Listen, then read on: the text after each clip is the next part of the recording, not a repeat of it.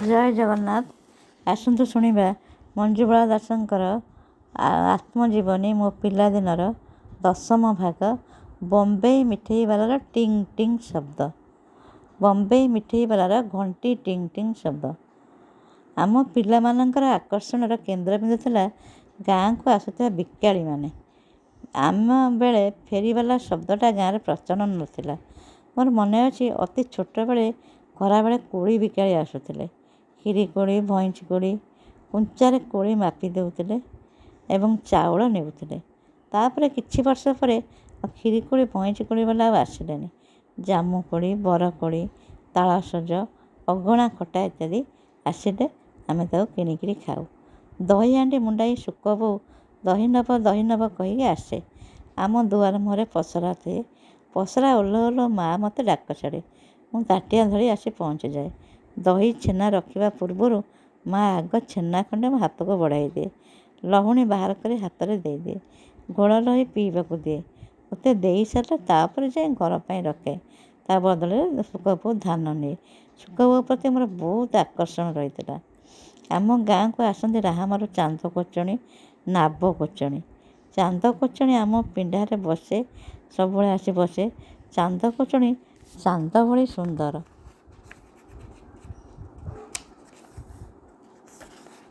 ଚାନ୍ଦ କୋଚଣୀ ଚାନ୍ଦ ଭଳି ସୁନ୍ଦର।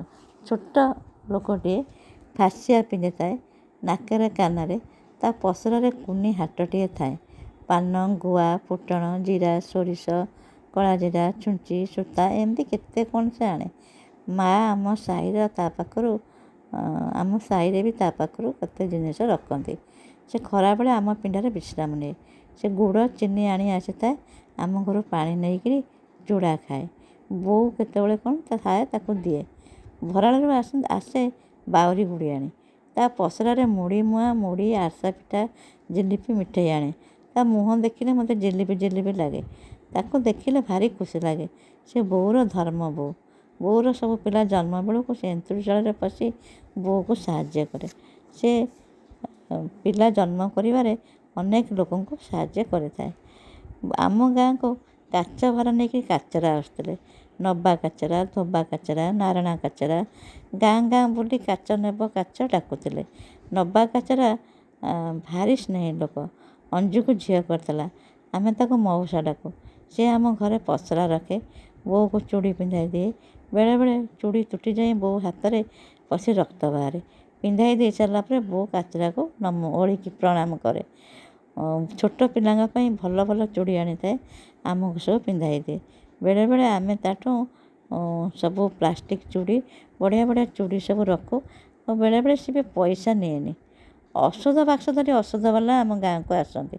ସେଥିରେ ପୋଦିନା ଅର୍କ, ଜୁଆଣି ଅର୍କ, ନୀଳଗିରି, ପଞ୍ଚଗୁଣା ଆଉ କେତେ କ'ଣ ଆୟୁର୍ବେଦିକ ଔଷଧ ଆଣିଥାନ୍ତି। ମା' ସେ ଔଷଧ ରଖେ। ଆମ ପେଟ କାମୁଡ଼ିଲେ ପାଣିରେ ଟିକେ ପୋଦିନା ଅର୍କ ପକାଇ ଦେଇ ପିଇଦେଲେ ଆମର ସବୁ ପେଟ କାମୁଡ଼ା ଭଲ ହେଇଯାଏ। କଂସା ବାସନ କାନ୍ଧରେ ପକାଇ ଆସନ୍ତି ଥଟାରି। ପୁରୁଣା ବାସନ ବଦଳ କରି ଆମ ବୋଉ ହେରିକା ନୂଆ ବାସନ ସବୁ ରଖନ୍ତି। ଝିଅ ବାହାଘର କାହାର ଥିଲେ ସେମାନେ ସବୁ ବାସନ କିଣି ରଖନ୍ତି। ଆଉ ମଧ୍ୟ ଆମ ଗାଁକୁ ଆସନ୍ତି ଟ୍ରଙ୍କ ରଙ୍ଗ କଲାବାଲା। ପୁରୁଣା ଟ୍ରଙ୍କକୁ ରଙ୍ଗ କରି ନୂଆ କରିଦିଅନ୍ତି। ଦେଖିଲେ ଭାରି ଖୁସି ଲାଗେ। ଆମେ ବସି ରଙ୍ଗ କେମିତି ହେଉଛି ତାକୁ ସବୁ ଦେଖୁ। ଆଉ ଭାରି ମଜା ଲାଗେ। ବାସନ ଜିନିଷପତ୍ର ନାମ ଲେଖିବା ପାଇଁ ମଧ୍ୟ ଲୋକ ସବୁ ଆସନ୍ତି। ମୋର ଗୋଟେ କୁନି ଢାଳ ଥିଲା। ସେଥିରେ ମୁଁ ତା ପୁରୀରୁ ଆଣିଥିଲି। ସେଥିରେ ମୋ ନାଁ ଏପର୍ଯ୍ୟନ୍ତ ଲେଖା ଅଛି, ଶ୍ରୀ ମଞ୍ଜୁବାଳା ଦାସ। ଆଜି ପର୍ଯ୍ୟନ୍ତ ବି ସେ ଲେଖା ଅଛି, ଶ୍ରୀ ମଞ୍ଜୁବାଳା ଦାସ। ମୁଁ ଗୋଟେ ପୁଅ ଝିଅ ହେବାକୁ ଚାହୁଁନଥିଲି। ମୁଁ ସମସ୍ତଙ୍କୁ କହେ ମୁଁ ପୁଅ, ମୁଁ ବାହାସାହା ହେବିନି, ରହିବି। ଆଉ ମୁଁ କେବେ ଶ୍ରୀମତୀ ହେବିନି, ଶ୍ରୀ ହେଇ ରହିବି। କିନ୍ତୁ ସବୁ କାଳର ସ୍ରୋତରେ ସବୁ ଓଲଟପାଲଟ ହେଇଗଲା। ଶୁଖୁଆ ମାଛ ଆମ ଅଞ୍ଚଳର ଲୋକମାନଙ୍କର ପ୍ରତିଦିନ ଖାଦ୍ୟ। ପାରାଦ୍ୱୀପ ପାଖ ଗାଁ ଆମର। ଖଅଙ୍ଗା, ଇଲିଶି, ଚାଁରା, ଗୋଟି, ଚିଙ୍ଗୁଡ଼ି ଶୁଖୁଆ ଆଣି ବହୁ ଶୁଖୁଆ ବାଲି ଆସନ୍ତି।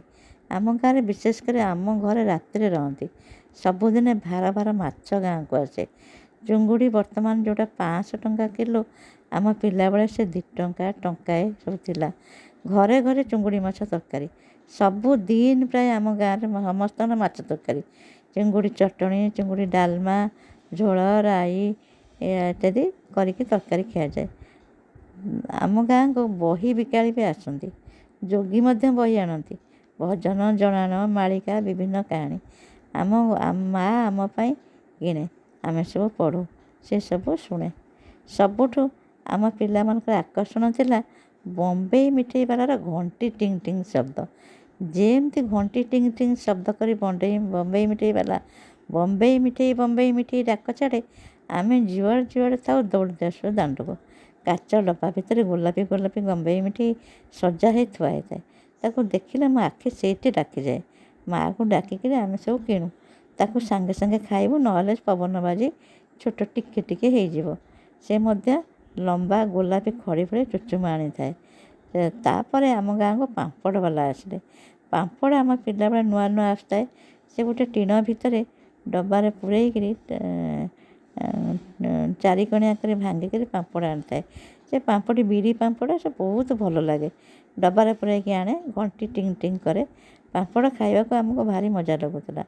ତାପରେ ଆଇସ୍କ୍ରିମ୍ ବାଲା, ଗୁପଚୁପ ବାଲା, ଦହିବରା ଏସବୁ ସେତେବେଳେ ଆସୁନଥିଲେ। ତାପରେ ସବୁ ଆସିଲେ। ଆମ ଛୁଆବେଳେ ଏମାନେ ସବୁ ଆସୁନଥିଲେ। ଯାହା ଆସୁଥିଲା ତାକୁ ଆମେ ଖାଇକିରି ସନ୍ତୁଷ୍ଟ ହେଉଥିଲୁ ଆଉ ମଜା କରୁଥିଲୁ। ଆଜି ଏତିକି, ନମସ୍କାର।